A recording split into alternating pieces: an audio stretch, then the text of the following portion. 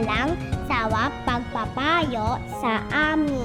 Sa pagtuturo ng mga aral ng ating Ama, sa laging pagsama ninyo sa amin sa inyong mga panalangin, sa pagbabantay po ng aming pananampalataya, kapakanan namin ang laging nasa inyong isip. Napakabuti po ninyong leader.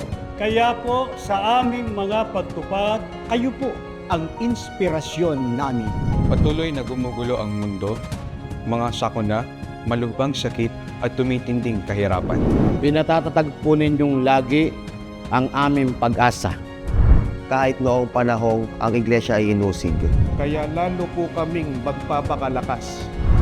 Patuloy po naming ilalagak ang aming pag-asa. Sa tulong po at banal na magagawa ng ating Ama. Maging ang inyong buhay ay ibinibigay ninyo alang-alang sa iglesia. Mamamalagi po kami sa pagpapasakop at makikipagkaisa sa pamamahala.